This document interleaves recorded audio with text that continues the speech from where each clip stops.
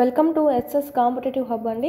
ఈ వీడియోలో మనము బయాలజీకి సంబంధించి 8th బయాలజీకి సంబంధించి లాస్ట్ లెసన్ అనేది చూద్దాము. దీంతో బయాలజీకి సంబంధించి సెమ్ 1 సెమ్ 2 రెండు కంప్లీట్ అవుతాయండి. చూడని వాళ్ళు ఉంటే కనుక ప్రీవియస్ వీడియోస్ ఇంకా చూడండి.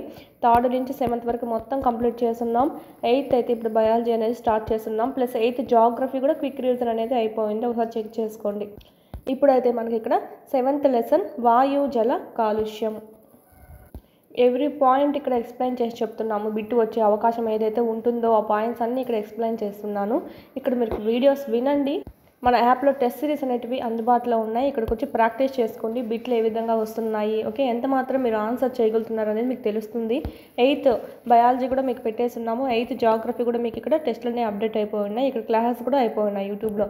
వినండి, అక్కడికి వెళ్ళి మీరు టెస్ట్ అయితే ప్రాక్టీస్ చేసుకోండి. త్వరలోనే మీకు ఇంకా ఒక్కొక్క సబ్జెక్ట్ అనేది కంప్లీట్ చేసుకుంటూ వస్తామన్నమాట. టెస్ట్ సిరీస్ కంపల్సరీ మీకు చాలా యూజ్ అవుతుంది. కంటెంట్ నుంచే 40 మార్క్స్ అనేటివి రావడం జరుగుతుంది. సో 3rd నుంచి 7th వరకు చెప్పేస్తున్నాను ఆల్రెడీ మొత్తము. 8th అనేది ఇప్పుడు కంటిన్యూషన్లో ఉన్నాము. ఇక్కడ మీకు టెస్టులు కూడా ఎలా ఉన్నాయంటే లెసన్ వైజ్ ఉన్నాయండి. అందరు టాపిక్ వైజ్ ఇస్తున్నాను కానీ మన మాత్రం లెసన్ వైజ్ అయితే ఎక్కడ లేవు. మీకు చూడండి, ఇక్కడ లెసన్ వైజ్ ఉన్నాయి. లెసన్ కంప్లీట్ చేసుకుంటూ మీరు ఇక్కడ ఒక్కొక్క లెసన్ కన్నా కంప్లీట్ చేసుకుంటూ ఉండొచ్చు. బిట్స్ అన్నీ మీకు కవర్ అవుతాయి అన్నమాట. మిగతా సబ్జెక్టులు కూడా చూసినట్టయితే 9th 10th link topics, okay, psychology, విద్యా దృక్పథాలు, మెథడాలజీ, కరెంట్ అఫైర్స్, ట్రై మెథడ్స్, ఇలా అన్ని సబ్జెక్టులు మీకు ఇక్కడ ప్రొవైడ్ చేస్తున్నాం. టెస్ట్ సిరీస్ అనేటివి ఇక్కడ మీరు 499 రూపీస్తోనే ఉంది. పర్చేజ్ చేసుకోండి, చాలా యూస్ఫుల్ అవుతుంది.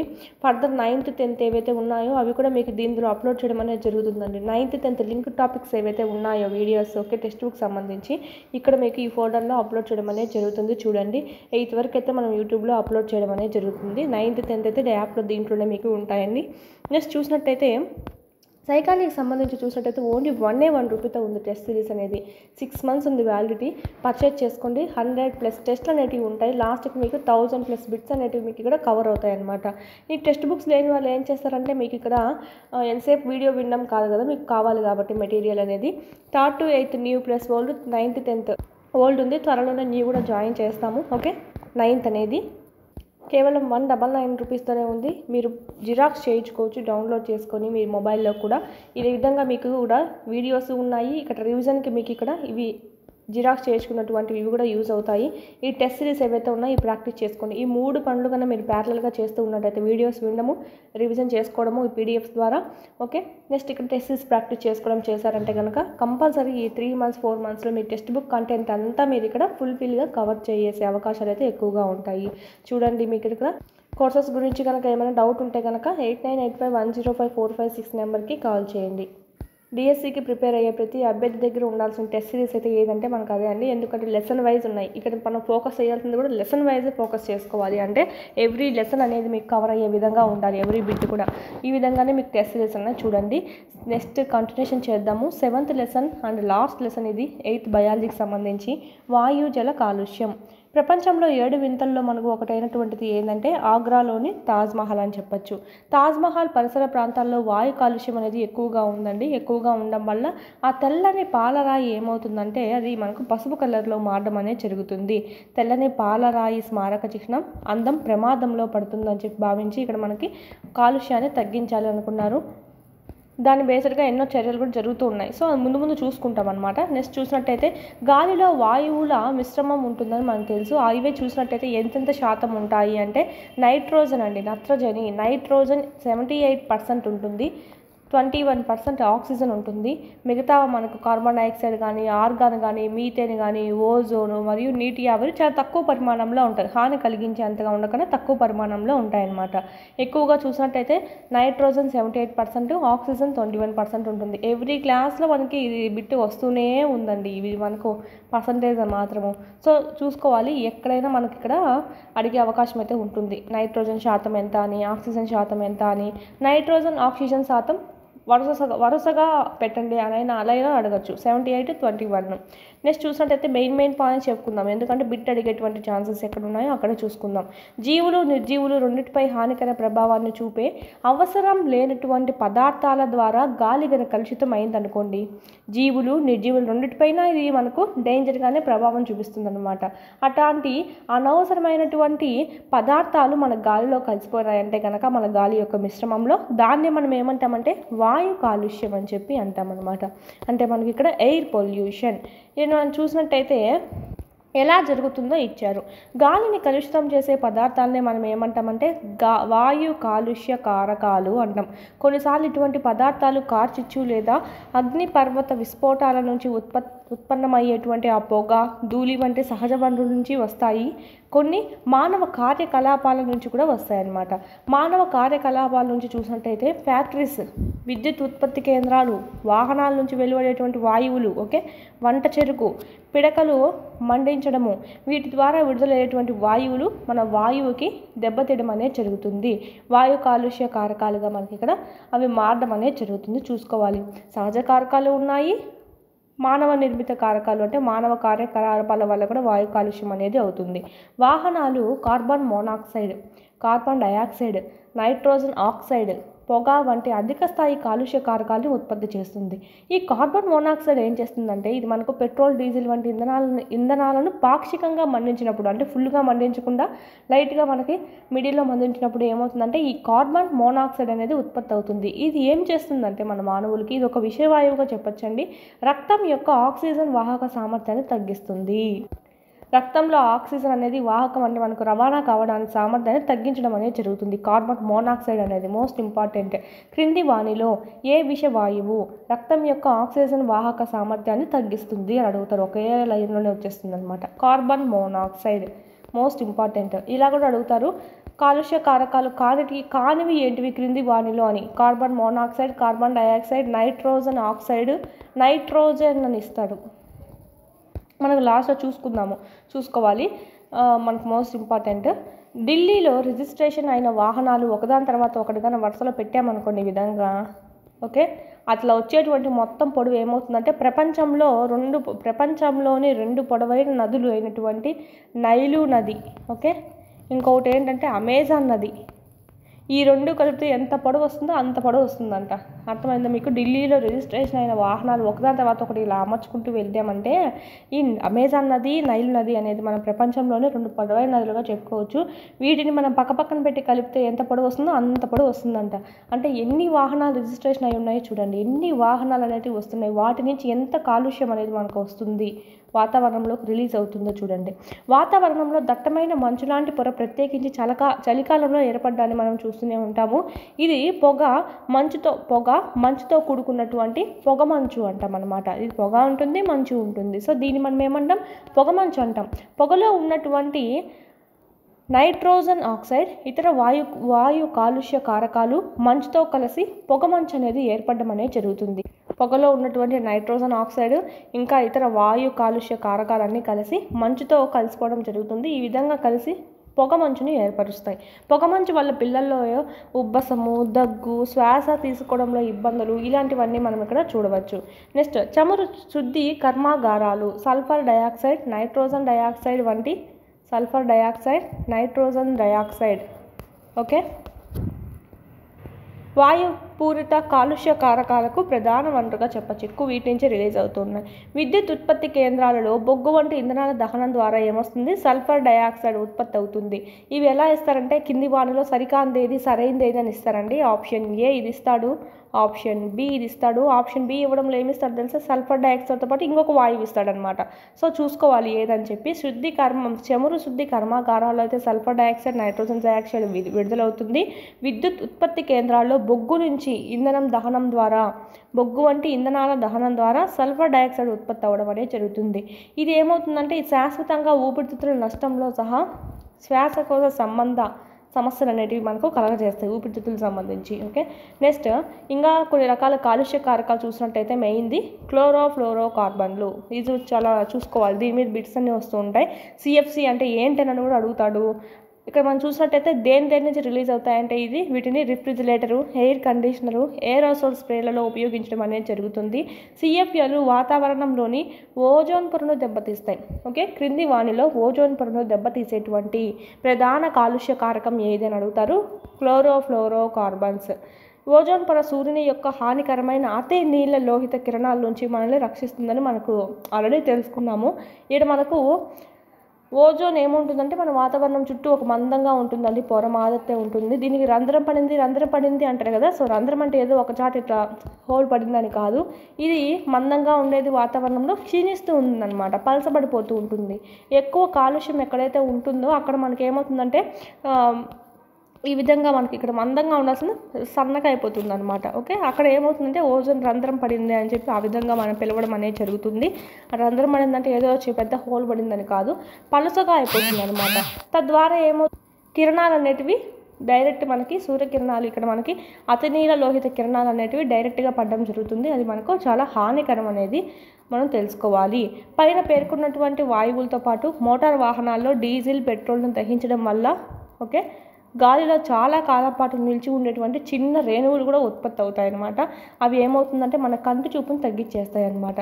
వాటిని పీల్చినప్పుడు శ్వాసకోశ వ్యాధులు కూడా కలగజేసే అవకాశాలు ఎక్కువగా ఉంటాయి. పారిశ్రామిక ప్రక్రియలు అయినటువంటి ఉక్కు తయారీ, ఖనిజాల తవ్వకం సమయంలో కూడా ఇటువంటి సూక్ష్మ రేణువులు ఉత్పత్తి అవుతాయి. విద్యుత్ ఉత్పత్తి కేంద్రాల నుంచి విడుదలైన బూడిద వంటి చిన్న రేణువులు వాతావరణంలో కలుషితం చేస్తే చాలా వరకు చూడండి, ఇక్కడ ఫ్యాక్టరీల గురించి ఎక్కువగా ఇచ్చారు. ఫ్యాక్టరీల నుంచే ఎక్కువగా మనకు కాలుష్య కారకాలు అనేటివి రావడం జరుగుతుంది. ఇదంతా జస్ట్ చూసుకుంటే సరిపోతుంది. జస్ట్ మీకు తెలుసుకొని పెట్టుకుంటే ఒకవేళ అప్లికేషన్ టైప్లో అడిగినా కూడా మీకు అడిగే అవకాశాలు అయితే ఉంటాయి. ఎలా అడుగుతారంటే ఇవి మనకి వాయు కాలుష్యం కావడానికి క్రింది వానిలో ముఖ్యమైనటువంటిది కానిది ఏది అని అడుగుతారు అనమాట. ఇలా ఇస్తాడనమాట ఇక్కడ మనకి మోటార్ వాహనాల నుంచి వచ్చేటువంటివి దీనివల్ల వీటి వల్ల అని చెప్పి సో చూసుకోవాలి. అందుకు ఇక్కడ మనకు చెప్పాను కదా తాజ్ మహల్ గురించి. ఆగ్రా మరియు దాని చుట్టుపక్కల ఉన్న రబ్బర్ ప్రాసెసింగ్, ఆటోమొబైల్, రసాయనాల పరిశ్రమలు ముఖ్యంగా చూసుకున్నట్టయితే మధుర చమురు శుద్ధి కర్మాగారము సల్ఫర్ డయాక్సైడ్, నైట్రోజన్ డయాక్సైడ్ వంటి కాలుష్య కారకాలను ఉత్పత్తి చేస్తూ కాలుష్యానికి కారణం అవుతున్నాయని చెప్పి చెప్తున్నారు. తాజ్మహల్ దానివల్లనే ఆ పాలరాయి ఏదైతే ఉందో పసుపు రంగులో మారిపోతుందంట. ఓకే, మెయిన్ ఏదంటే మధుర చమురు శుద్ధి కర్మాగారం నుంచి ఉత్పత్తి అయ్యేటువంటి సల్ఫర్ డయాక్సైడ్, నైట్రోజన్ డయాక్సైడ్ ఈ వాయువులు వాతావరణంలో ఉన్న నీటి ఆవిరితో చర్య జరిపి ఏంలా మారుతాయి? సల్ఫ్యూరిక్ ఆమ్లంగా మారుతాయి. సల్ఫర్ డయాక్సైడ్ ఏమవుతుందంటే నీటి ఆవిరితో చర్య జరిపేసి సల్ఫ్యూరిక్ ఆమ్లంగా మారడం అనేది జరుగుతుంది. మరియు నైట్రిక్ డయాక్సైడ్ ఏమవుతుంది? నీటి ఆవిరితో చర్య జరిపి నైట్రిక్ ఆమ్లంగా మారుతుంది. ఈ ఆమ్లాలు వర్షంతో కలిసి ఏమవుతుందంటే దాని ద్వారా కలిసి కురవడం వల్ల ఈ వర్షం అనేది ఆమ్లంగా మారుతుంది. దీన్నే మనం ఏమంటామంటే యాసిడ్ రెయిన్స్ అంటాం. ఈ యాసిడ్ రెయిన్స్ తాజ్మహల్ కట్టడం యొక్క పాలరాతి మీద ఉన్నటువంటి ఆ పొరను నాశనం చేసేస్తున్నాయి. ఈ దృగ్విషయాన్ని అలాగా మనకి ఈ యాసిడ్ రెయిన్స్ వల్ల పాలరాతి అనేది మనకు నాశనం అవుతూ ఉంది కదా చిన్నగా. సో దాన్ని ఏమంటామంటే మార్బుల్ క్యాన్సర్ అని చెప్తాం అనమాట. Marble cancer. ఓకే, మధుర చమురు శుద్ధి కర్మాగారం నుంచి విడుదలయ్యేటువంటి గాలిలో నిండి ఉండేటువంటి మసి వంటి రేణువులు ఓకే మసి వంటి రేణురూప కలుషితాలు ఏం చేస్తున్నాయి? పాలరాయి పసుపు రంగులోకి మారడానికి దోహదపడుతున్నాయి. అందుకే దీనివల్ల ఎక్కువగా అవుతుందని చెప్తున్నారు ఇక్కడ మనకి. దీన్ని తగ్గించడానికి ప్లస్ అది మన కాలుష్యం ఇంకా ఎక్కువ కాకుండా తగ్గించడానికి ఏం చేస్తున్నారంటే CNG okay compressed natural gas, LPG liquefied petroleum gas వంటి కాలుష్యం చేయని ఇంధనాల వాడాలి అని మన భారత ప్రభుత్వం అనేది ఉత్తర్వులు జారీ చేయడం అనేది జరిగింది. ఇన్ని కిలోమీటర్స్ వరకు అని చెప్పి మనకి ముందరపై ఇక్కడ ఏమీ వాహనాలు కూడా అలో లేదండి, బ్యాన్ చేయడం అనేది జరిగింది. తాజ్మహల్ పరిసరాల్లోని వాహనాలు, ఆటోమొబైల్స్ ఇలాంటివన్నీ సీసం లేని పెట్రోల్ వినియోగానికి మారాలని సూచించింది. 20 లేదా 30 సంవత్సరాల క్రితం తాజ్మహల్ పరిస్థితి చూసుకున్నట్టయితే ఇప్పుడు చూసినట్టయితే చాలా తేడాలు అనేవి రావడం అనేది జరిగిందని చెప్పి మనకి ఇక్కడ గమనించండి అని పిల్లవాళ్ళకి ఇచ్చారు. ఆమ్ల వర్షం మృతికను మొక్కలను కూడా ప్రభావితం చేస్తుంది ఓకే అని పంటల గురించి అధ్యయనంలో మనం చూసుకున్నాము ఏ విధంగా అనేది కూడా. నెక్స్ట్ చూద్దాము. ఇది మనకు మోస్ట్ ఇంపార్టెంట్ గ్రీన్ హౌస్ ప్రభావం, గ్రీన్ హౌస్ ఎఫెక్ట్. సూర్యుని వికిరణాలు భూమి యొక్క ఉపరితలం వేడి చేస్తాయని మనకు తెలుసు. అంటే సూర్యుడి యొక్క వికిరణాలు భూమి యొక్క ఉపరితలాన్ని వేడి చేస్తాయని మనకు తెలుసు. భూమిపై పడిన సూర్య వికిరణంలో కొంత భాగాన్ని భూమి గ్రహిస్తుందండి. భూమి గ్రహించి కొంత భాగాన్ని మళ్ళీ తిరిగి రిఫ్లెక్ట్ చేయడం అనేది జరుగుతుంది. ఈ విధంగా తిరిగి వాతావరణంలోకి విడుదల చేయడంలో పరావర్తనం చెందే వికిరణంలో కొంత శాతం వాతావరణంలో చిక్కుకుపోతుంది. ఈ వికిరణమే భూమిని మరింత వేడి చేయడం అనేది జరుగుతుంది. ఇది నార్మల్, అంతవరకు అవసరం మనకు ఓకే. అంటే తక్కువ స్థాయిలో మనకు నిలిచిపోవడము. కానీ ఈ CO2 వాడడము ఇవన్నీ CO2 ఎక్కువ అయిపోవడం వల్ల ఏమవుతుందంటే ఫుల్గా సూర్యకిరణాలు రిఫ్లెక్ట్ అవ్వట్లేదు, ఎక్కువగా వాతావరణంలో నిలిచిపోవడం వల్ల భూమి మరీ ఎక్కువగా వేడవడం అనేది జరుగుతుంది. మనం ఇక్కడ నర్సరీస్లోనూ మరెక్కడైనా గ్రీన్ హౌస్ని చూసినట్టయితే ఆకుపచ్చని పై తెర ద్వారా సూర్యుని వేడి లోపలికి అనుమతించబడుతుంది, కానీ బయటికి పోనివ్వదండి. గుర్తుంచుకోండి, అది మనకి ఇక్కడ నర్సరీస్లో కూడా చూస్తుంటాం, గ్రీన్ మ్యాట్ అనేది ఉంటుంది పై పక్క. ఓకే, అది ఈ గ్రహించిన వేడి గ్రీన్ హౌస్ లోపలి భాగాన్ని వెచ్చగా ఉంచడం అనేది జరుగుతుంది. లోపల చేరిన వికిరణం బయటికి వెళ్లకుండా గ్రీన్ హౌస్ వేడిని నిలిపి ఉంచడం అనేది జరుగుతుంది. ఈ విధంగా గ్రీన్ కలర్లో ఉండేది. భూ వాతావరణంలో కూడా చిక్కుకున్న వికిరణం ఇదే మాదిరిత ప్రభావాన్ని చూపుతుంది. కాబట్టి అంటే రిఫ్లెక్ట్ చేసేదాన్ని చేయనీయకుండా, ఇది పక్కకు పోనీయకుండా ఇలాగ మనకు ఆపేస్తుంది. కాబట్టి ఏంటి, కొన్ని వాయువులు అనేటివి. ఓకే, అందుకే ఏమంటామంటే దీన్ని ఇలాగ మనకు ఆపేయడాన్ని గ్రీన్ హౌస్ ఎఫెక్ట్, హరిత గృహ ప్రభావము అని చెప్పి అంటున్నాము.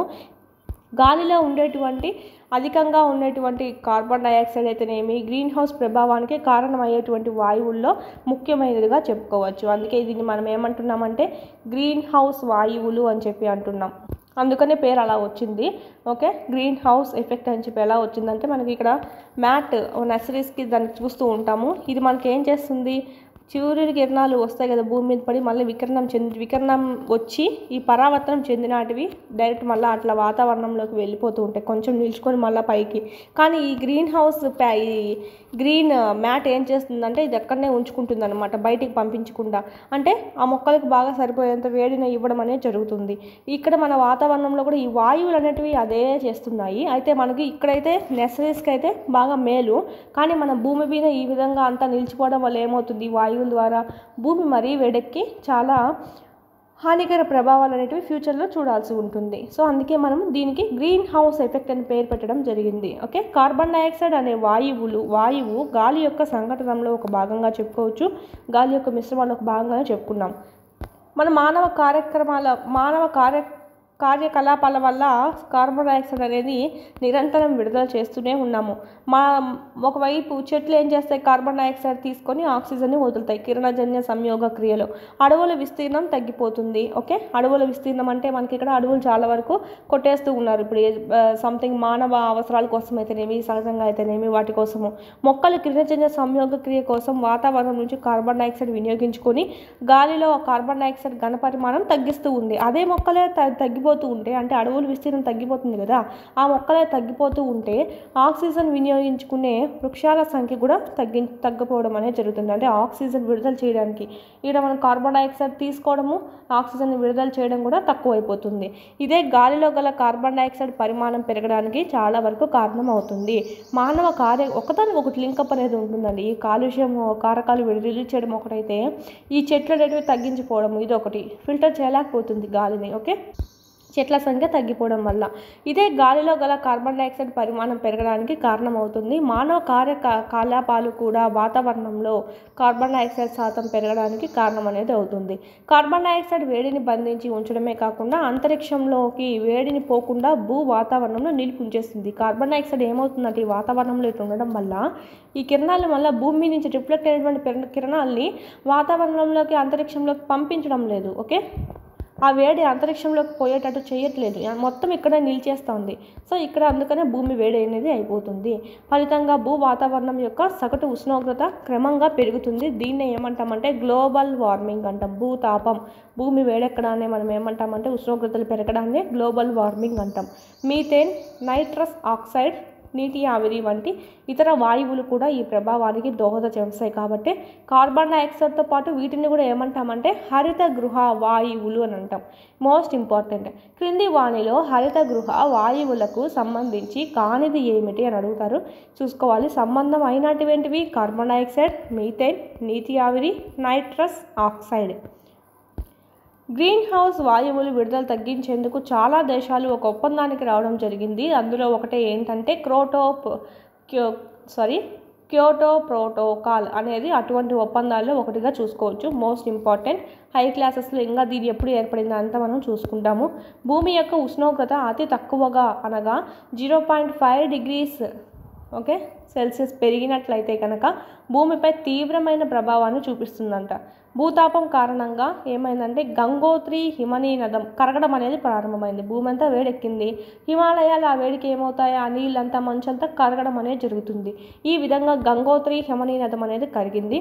దీని ద్వారా చుట్టుపక్కల ఉన్నటువంటి లోతట్టు ప్రాంతాలు ఏవైతే ఉన్నాయో అవన్నీ మనకి ఇక్కడ మునిగిపోవడం అట్లాగా జరిగే అవకాశాలు అయితే ఎక్కువగా ఉంటాయి. నెక్స్ట్, కొన్ని సంవత్సరాల క్రితం ప్రపంచంలో అత్యంత కలుషితమైన నగరాల్లో ఢిల్లీ ఒకటిగా ఉంది.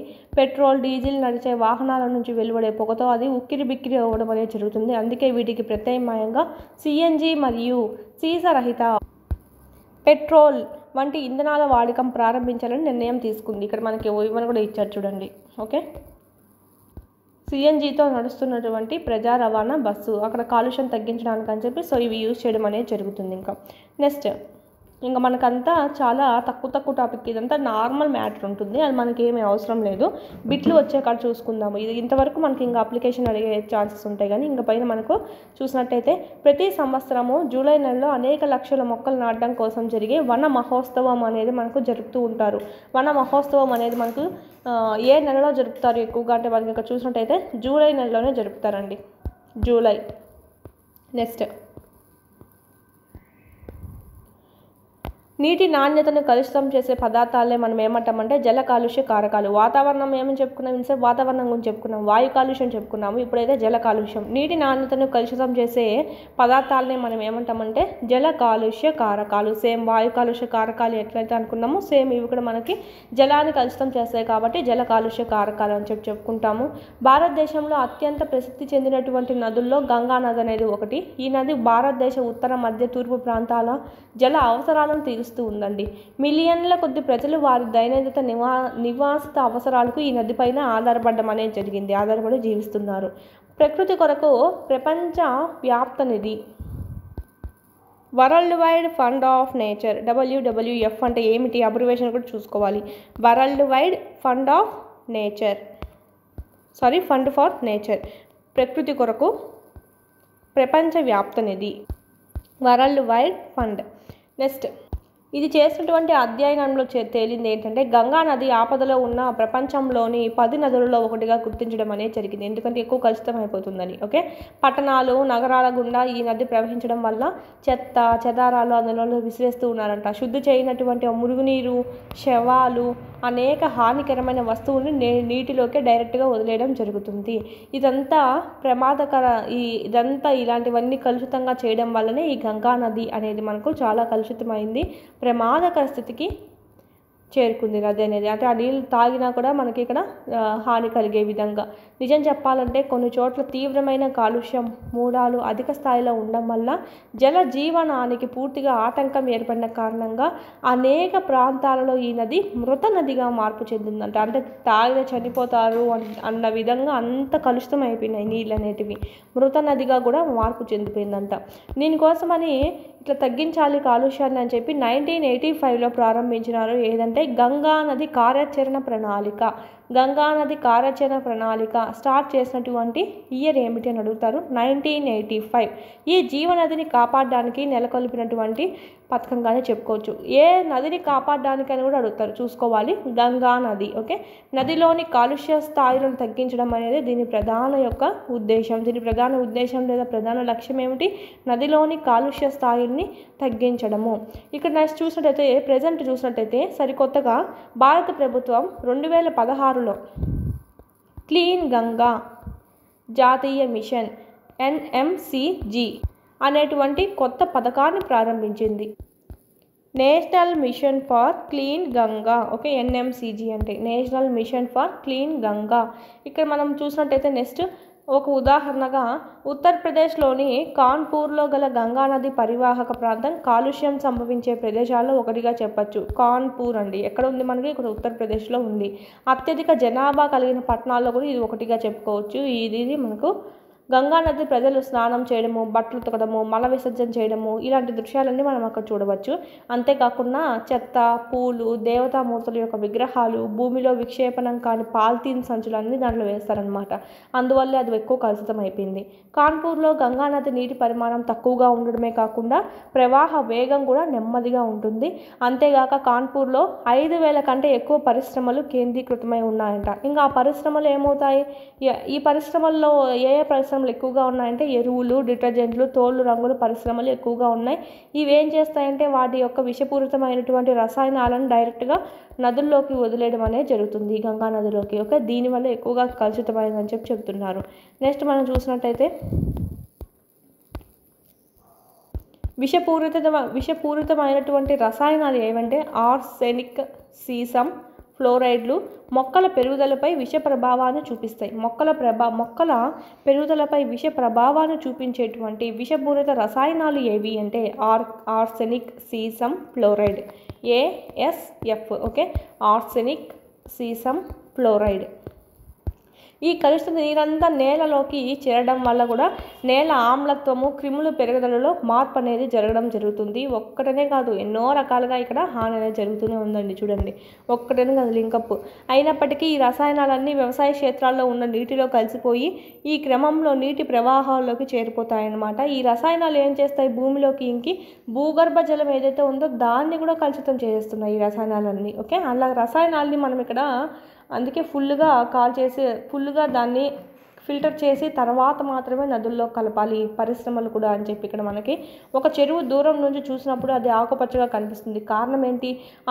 ఆ నీటిలో అసంఖ్యాకంగా అంటే చాలా ఎక్కువ శైవలాలు అనేటివి అధికంగా ఉన్నాయని చెప్పి. వ్యవసాయ క్షేత్రాల నుంచి వచ్చే నీటిలో అధిక పరిమాణంలో రసాయనాలు చెరువులోకి చేరడమే దీనికి కారణము. ఈ రసాయనాలన్నీ ఏమవుతాయంటే ఆ చెరువులో పెరిగేటువంటి ఈ శైవలాల వృద్ధికి బాగా దోహదం పడతాయి అన్నమాట. వాటికి పోషకాలను ఎక్కువగా అందిస్తాయి. ఈ శైవలాలు ఒకసారిగా చనిపోయినాయి అనుకోండి, ఆ చెరువులోని అడుగు భాగానికి చేరిపోతాయి. అక్కడ ఉన్నటువంటి విచ్ఛిన్నకారులైనటువంటి బ్యాక్టీరియాలు ఏం చేస్తాయంటే వాటిని ఆహారంగా తీసుకొని యాసిడ్ని రిలీజ్ చేస్తాయి. ఆ చెరువులో ఆమ్లజన్య వినియోగం అనేది అధికంగా అవుతుంది. ఇలాగా బ్యాక్టీరియాలు విచ్ఛిన్నం చేసేస్తాయి వాటిని, తద్వారా ఆ యాసిడ్ అనేది వదిలేస్తాయి అన్నమాట. తద్వారా ఏమవుతుంది? ఆ నీళ్ళంతా యాసిడ్ అనేది ఎక్కువగా అవుతుంది. ఆక్సిజన్ పరిమాణం తగ్గిపోవడం వల్ల ఆ జలచర జీవులు ఏమవుతాయంటే వాటిలోకి ఆక్సిజన్ అందక లేదా ఆ రసాయనాలు ఎక్కువైపోయి ఆ యాసిడ్ అనేది ఎక్కువైపోయి అవి చనిపోవడం అనేది జరుగుతుంది. ఈ చేపలు అయితేనేమి, పెద్ద పెద్ద తిమింగలాలు అవన్నీ మనకు సముద్రాల్లో చూస్తూనే ఉన్నాం కదా. సో అలాగా. నెక్స్ట్, మురుగునీటిలో కలరా, టైఫాయిడ్, పచ్చకామెర్లు వంటి వ్యాధులకు కారణమయ్యేటువంటి బ్యాక్టీరియాలు, వైరస్లు, శిలీంధ్రాలు, పరాన్నజీవులు అనేటివి ఉంటాయి. ఆ నీళ్ళు అలాగే తాగడం వల్ల ఆ వ్యాధికి గురవుతామండి. భూగర్భ జలం కూడా మురుగునీటి వల్ల కలుషితం అవుతుందా అని అడిగారు. ఇక్కడ అవుతుంది, మనం ముందు చెప్పుకున్నాము ఆల్రెడీ. రసాయనాలన్నీ మనకి ఇక్కడ భూగర్భ జలంలో కూడా చేరుతాయి అన్నమాట. అవి కూడా భూగర్భ జలాన్ని కూడా కలుషితం చేసేస్తాయి. క్షీరదాల మలంలో ఉండేటువంటి బ్యాక్టీరియా ఓకే శుద్ధ జల నాణ్యతను తెలియజేసేటువంటి ఒక సూచికగా చూసుకోవచ్చు. ఒకవేళ త్రాగునీటిలో ఈ బ్యాక్టీరియా కనుక ఉందంటే ఆ నీరు ఖచ్చితంగా మలం వల్ల కలుషితమైందని చెప్పి అర్థం. ఇక్కడ చూసుకోవాలి, క్రింది వానిలో సరికాందేది సరైనది అని చూసుకోవాలి. మనకి ఇక్కడ అడుగుతారు. దీంట్లో క్షీరదాల మలంలో ఉండేటువంటి బ్యాక్టీరియా శుద్ధ జల నాణ్యతను తెలియజేసేటువంటి ఒక సూచికగా చూసుకోవచ్చు అంట. ఒకవేళ త్రాగునీటిలో ఈ బ్యాక్టీరియా ఉంటే ఆ నీరు ఖచ్చితంగా ఏమని అనుకోవచ్చు? మలం వల్ల కలుషితమైంది అని చెప్పి మనం ఇక్కడ గ్రహించవచ్చు. నెక్స్ట్, వేడి నీరు కూడా ఒక రకమైనటువంటి కాలుష్య కారణినే అండి. అదేలా అంటారా? ఇక్కడ వేడి జలాన్ని మనం వేడి నీరునే ఏమంటాం? ఉష్ణ జలం అంటాం. ఈ వేడి నీరు సాధారణంగా మామూలు నీళ్ళు అయితే ఏం కాదు, కానీ ఈ వేడి నీళ్ళు ఏ వేడి నీళ్ళు అంటున్నాం? థర్మల్ విద్యుత్ ఉత్పత్తి చేసేటువంటి ఓకే ఈ ఫ్యాక్టరీస్ ఉత్పత్తి చేసేటువంటి వేడి నీళ్ళు ఏవైతే ఉన్నాయో అవి చాలా హానికరం. ఓకే, దాని నుంచి వచ్చే నీరు ఈ నీటిని నేరుగా నదుల్లోకి వదిలేస్తారనమాట. ఈ వేడి నీరు ఆ నీటి ఉష్ణోగ్రతను ఇంకా ఎక్కువ పెంచడం జరుగుతుంది. ఫలితంగా అక్కడ నివసించేటువంటి జంతువులు, ఆ నీటిలో పెరిగేటువంటి మొక్కలు, ప్రాథమిక జీవనం పైన చాలా నెగిటివ్ ప్రభావం అనేది చూపిస్తూ ఉంటుంది. సో మనకి ఇక్కడ వేడి నీళ్ళు అనేటివి కూడా చూడండి హాని కలిగిస్తాయి. అంటే మనకు ఈ ఫ్యాక్టరీల నుంచి వచ్చేటువంటివి. ఓకే, ఎక్కువగా విద్యుత్ సంబంధించి. చూడడానికి నీరు పరిశుభ్రంగా ఉన్నప్పటికీ కూడా దాంట్లో ఎన్నో సూక్ష్మజీవులు ఉంటాయండి, కరిగినటువంటి మలినాలు ఉంటాయి, కానీ మన కంటికి కనిపించవు. కావున త్రాగడానికి ముందుగా నీటిని మనం శుభ్రపరచుకోవాలి. ఇది మనకు చాలా ముఖ్యము. నీటిని మరిగించడం అనేది అతి సాధారణమైనటువంటి ప్రక్రియ అండి. ఓకే, ఇంట్లోనే చేసుకోవచ్చు మనము. నీటిని బాగా మరిగించి చల్లార్చుకొని తాగడము. ఓకే, దీని ద్వారా ఏమవుతుందంటే అందులో ఉండేటువంటి సూక్ష్మజీవులన్నీ చనిపోవడం జరుగుతుంది. త్రాగడానికి అనువుగా ఉన్న నీటిని మనం ఏమంటామంటే త్రాగునీరు అంటాం. మురుగునీటి శుద్ధి కర్మాగారాలు నీటిని జల వనరుల్లోకి విడుదల చేయడానికి ముందుగా వివిధ భౌతిక రసాయన ప్రక్రియలు ఏ విధంగా సహాయపడతారో మనం ఆల్రెడీ ముందు క్లాసెస్ చూసుకున్నాము. ఎగ్జాంపుల్ చూసుకుంటే ఎన్నో రకాలు ఉన్నాయి కదా, క్లోరినేషన్ చేయడం అంట, ఓకే, మరిగించడము, ఫిల్టర్ చేయడము, ఇలాంటివన్నీ. ప్రపంచంలోని 25% జనాభాకు, ఓకే, 25% జనాభాకు సురక్షితమైనటువంటి త్రాగునీరు అందుబాటులో లేదు. ఓకే, ఎంత పర్సెంట్ అంటే మనకు 25% చూసుకోవాలి. ఇది అడుగుతారు, చూసుకోవాలి. నెక్స్ట్ ఇంకా మనం చూసినట్టయితే త్రాగునీటిని సురక్షితం చేసేటువంటి కొన్ని చూసుకున్నట్టయితే వీళ్ళు ఇప్పుడు ఇండ్లలో చాలా వరకు ఫిల్టర్స్ పెట్టుకొని ఉన్నాము. సో అది కూడా ఒక రకంగా శుద్ధి చేస్తుందని చెప్పుకోవచ్చు. నెక్స్ట్ ఇంకొకటి ఏంటంటే మరిగించడం ద్వారా కూడా నీటిని శుద్ధి చేసుకోవచ్చు. నెక్స్ట్ అదేవిధంగా క్లోరినేషన్ అంటే ఏంటంటే క్లోరినేషన్ అనేది చూసినట్టయితే ఒక రసాయన పద్ధతిగా చెప్పచ్చు అండి. ఓకే, సాధారణ రసాయన పద్ధతిగా చెప్పచ్చు. ఈ పద్ధతిలో ఏం చేస్తామంటే నీటిలో క్లోరిన్ బిళ్ళలు అనేటివి లేదా బ్లీచింగ్ పౌడర్ అనేది కలిపి శుద్ధి చేసుకోవడం అనేది జరుగుతుంది. అది కూడా ఇంత నీటికి ఇంతే కలపాలని ఉంటుంది. నిర్దేశించిన మోతాదుకు మించి క్లోరిన్ బిళ్ళలు కలపడం కూడా హానికరం అనే చెప్పుకోవచ్చు. నెక్స్ట్ ప్రతి వ్యక్తి తన స్థాయిలో నీటిని వృధా చేయకుండా ఉండాలి. తగ్గించడము, తిరిగి వాడడము, పునశ్చక్రీయము వంటి పద్ధతులను పాటిస్తూ ఉండాలి. తగ్గించడము రెడ్యూస్, ఓకే, రీయూజ్ అంటే తిరిగి వాడడము, పునశ్చక్రీయం అంటే రీసైకిల్ చూసుకోవాలి. Reduce, reuse, recycle. నీటిని వృధా చేయకుండా ఉండుటకు క్రింది వాటిలో పాటించాల్సిన వాటిల్లో లేనిది ఏది అని అడుగుతారు. అది కూడా మనకు ఆర్తోనే ఇస్తాడు కన్ఫ్యూజ్ చేయడానికి, చూసుకోవాలి. మనకు పాటించాల్సింది ఏది, తగ్గించడము అంటే నీటిని వృధా చేయడం తగ్గించాలి. తిరిగి వాడడము, నీటినే మనం ఇక్కడ సపోజ్ ఇప్పుడు మనం కూరగాయలు కడుక్కున్నామండి, కూరగాయలు క్లీన్ చేసుకున్న నీళ్ళు ఉన్నాయి, అది వెంటనే పోయి సింక్లో పడి వేసుకోకుండా బయట చెట్లు ఉంటాయి, చెట్లకు వేయండి. చెట్లకు నీళ్లు ఎట్లా వేయాలి, చెట్లకు నీళ్లు ఫిల్ అవుతాయి, ప్లస్ ఈ కూరగాయలు కడిగిన నీళ్లు వేస్ట్ చేయకుండా చేసినట్టు. సో ఈ విధంగా రెండింటికి యూజ్ చేసుకోవాలన్నమాట. లేదా బట్టలు ఉతుకుటకు, ఇతర గృహ సంబంధ అవసరాలకు, ఓకే, వాడుకోవాలనేటువంటి ఆలోచన అనేది కూడా చేయాలి. లేదా మనకు నీటిని తిరిగి వాడుకుంటూ ఉండాలి. పునశ్చక్రీయం అంటే రీసైకిల్. ఇవి 3 మనకు పాటించాలి అని చెప్పి మనకి ఇక్కడ ఇవ్వడం జరిగింది. నెక్స్ట్ దీంతో మనకి ఈ లెసన్ కూడా కంప్లీట్ అవుతుంది. చాలా త్వరగానే అవుతుంది. ఇదైతే మనకు అంత అప్లికేషన్ ఎక్కువ ఇస్తారు. కారుతున్న కుళాయి నుంచి ఒక సెకనుకు ప్రతి సంవత్సరము 1000 లీటర్ల నీళ్ళు అనేటివి వృధా అవుతుందంట. కారుతున్నటువంటి కుళాయి అంటే మనకు చుక్కలుగా కారుతూ ఉంటుంది కదా, ఆ చుక్క కలిసి అంత నీటిని వేస్ట్ చేస్తాయని. ఇక్కడ మనకు చూడండి క్విక్ రివిజన్ కిందకి చూసుకున్నట్టయితే గాలి యొక్క ప్రధాన కాలుష్య కారకాలు చూసినట్టయితే carbon monoxide, nitrogen oxide, carbon dioxide, మీథేను, sulphur dioxide అని చెప్పచ్చు. నెక్స్ట్ మురుగు, వ్యవసాయ రసాయనాలు, మరింత పారిశ్రామిక వ్యర్థాలు, ఇవి మనం చూసినట్టయితే కొన్ని ప్రధాన జల కాలుష్య కారకాలుగా చెప్పచ్చు. మురుగు, వ్యవసాయ రసాయనాలు మరియు పారిశ్రామిక వ్యర్థాలు, ఈ 3 మనకి ఎక్కువగా జలాన్ని కలుషితం చేయడానికి వీటి ప్రభావం ఎక్కువ ఉంది అని చెప్పి. నెక్స్ట్ క్రింది వానిలో హరిత గృహ వాయువు కానిది ఏదని అడగారు. ఈ విధంగా వస్తుంది క్వశ్చన్ అనేది. Carbon dioxide, sulphur dioxide, methane, nitrogen అని ఇచ్చారు చూడండి. కార్బన్ డైఆక్సైడ్, సల్ఫర్ డైఆక్సైడ్ హాని చేస్తాయి. ఇక్కడ చూడండి మీథేన్ కూడా హాని చేస్తుంది. కానీ నైట్రోజన్ చూడండి, నైట్రోజన్ అనేది మనకి ఇక్కడ 78% ఉంటుంది. ఇది మన మొక్కలకి యూజ్ అవ్వడం అనేది జరుగుతుందండి, మొక్కలు వినియోగించుకుంటాయి. ఇది ఇచ్చింది ఏంటి, నైట్రోజన్ ఆక్సైడ్ అని ఇచ్చుంటే అప్పుడు మనకు అది కూడా కాకుండా ఉండు. కానీ ఇక్కడ ఇచ్చింది ఏంటి, నైట్రోజన్ ఇచ్చారు. సో కానిది ఏంటి, option D is the right answer.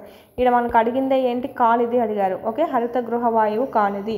ఈ పైన ఉన్నటువంటి అయినాటివి చూసుకోవాలి. అడగడం నైట్రోజన్ అంటే పెట్టేయకూడదు. ఏది అడిగారు, నైట్రోజన్ ఆక్సైడ్ అడిగారా, నైట్రిక్ ఆక్సైడ్ అడిగారా చూసుకోవాలి. దీంతో మనకి ఈ లెసన్ కూడా కంప్లీట్ అవుతుంది. మనకి ఈ టెక్స్ట్ బుక్ అంతా మనం ఇక్కడ కంప్లీట్ చేసుకున్నామండి. ఇది మనకు సంబంధించి 8th బయాలజీ దీంతో కలిసి కంప్లీట్ అవుతుంది. నెక్స్ట్ వేరే సబ్జెక్ట్ అనేది స్టార్ట్ చేయడం అనేది జరుగుతుంది. Okay, 9th 10th link topics అనేవి మన యాప్లో టెస్ట్ సిరీస్ ఉన్నాయి కదా, దాంట్లో మీకు అప్లోడ్ చేస్తాము. టెస్ట్ సిరీస్ అయితే ఇక్కడ అన్నీ కంప్లీట్ అయిపోయి ఉన్నాయి. 8th బయాలజీకి సంబంధించి అయిపోయిన, జాగ్రఫీ కూడా మీకు ఇక్కడ అప్లోడ్ చేసి ఉన్నాము. ఎవరైనా ఇంకా పర్చేజ్ చేసుకొని వాళ్ళు ఉంటే పర్చేజ్ చేసుకొని ప్రాక్టీస్ చేసుకోండి, చాలా యూస్ఫుల్ అవుతుంది. క్లాస్ వైజ్ లెసన్ వైజ్ ఉన్నాయి కాబట్టి మీకు ఇక్కడ ఎవ్రీ బిట్ కవర్ అవుతుంది. ఒకసారి టెస్టులు రాయండి, మీకు తెలుస్తుంది ఏ విధంగా ఉన్నాయి అనేది. ఓకే, ఏమైనా డౌట్స్ ఉంటే కనుక వీటి గురించి 499 రూపీస్కి ఉంది. 8985105456 నెంబర్కి కాల్ చేయండి. పీడిఎఫ్స్ అయితే కనుక మీరు ఇక్కడ 199 రూపీస్కి ఇక్కడ మీరు పొందవచ్చు. జిరాక్స్ కూడా చేయించుకొని మీరు ఇక్కడ చదువుకోవచ్చు అనమాట. వీడియో నచ్చినట్టయితే మీ ఫ్రెండ్స్కి కూడా షేర్ చేయండి.